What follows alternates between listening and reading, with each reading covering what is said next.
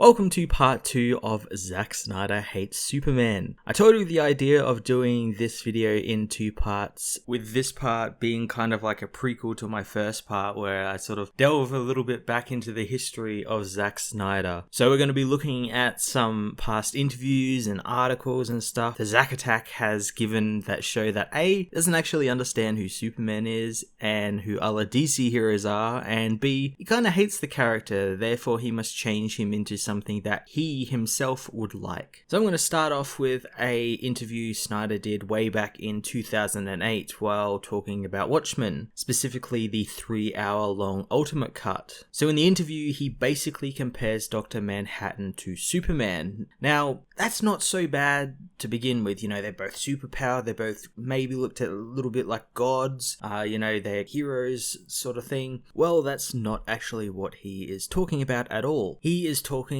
about a rather gory scene in Watchmen where Dr. Manhattan blows up a bunch of criminals. Everyone knows what I'm talking about. He raises his hand as these, I think they're like gangsters, pull out their weapons and just gore goes flying everywhere on the roofs, all over the prostitutes that are in the room, and all sorts of gory stuff. And this is what he said. That's Superman gone bad. If Superman grabbed your arm and pulled really hard, he'd pull your arm out of your socket. That's the thing you don't see in a Superman film, but in Watchmen, what you get is, I'm Superman and I really want to help mankind, but I just tore this guy in half by accident. People call me a superhero, but I don't even know what that means. I just blew a guy to bits. That's heroic. Now, I don't really have a problem with Snyder's Watchmen. I do like it, specifically the Ultimate Cut with the Black Freighter animated film cut into it, but the thing I don't like about the film is that it kind of misses the point of the comic, which is that it's a satire on superheroes and the comic books in general. It's Watchmen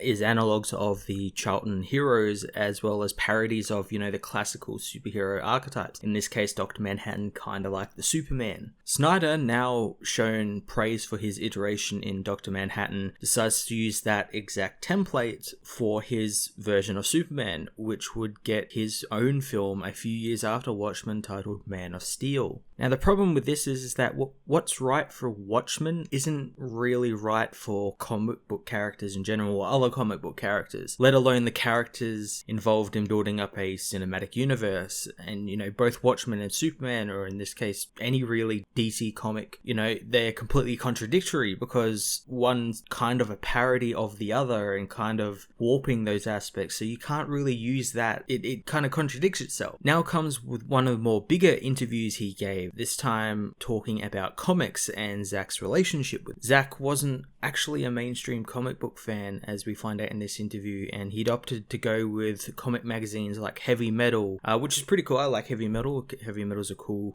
book, and that focuses more on gore, violence, sex, the stuff that Marvel and DC don't really do. Here's the quote he is talking about his first exposure to comics. Heavy Metal magazine, I got a subscription. You could call it quote-unquote highbrow comics, but to me that comic book was just sexy. I had a buddy who tried to get me into normal comic books, but I was all like, no one's having sex or killing each other. This isn't doing it for me. I was a little broken that way. So when Watchmen came along, I was like, yeah, this is more my scene. Any sane person would read that and begin wondering why the guy who loved the violence and sex of these books was given, such a wholesome character as Superman and wholesome characters like the DC stable of characters to do as he pleases with. It boggles the mind to think that Warner Brothers, and to an extension DC, thought he would be the right person for not only Superman, but to shepherd in a whole cinematic universe. He doesn't really understand how these characters can and are different from the Watchmen or Heavy Metal, whatever he was reading. Again, in another interview in 2008, he claimed by then, in 2008, so just tick your mind back to 2008, which many considered the birth of the comic book movie, we were already at capacity for comic book movies and what they can do. This was not long after Iron Man had come out, signaling the beginning of the Marvel Cinematic Universe. Not only did he blame Iron Man for this, like he blamed it pretty much indirectly and started talking about, we're going to have Captain America movies and Ant-Man's and all that sort of stuff. He also misread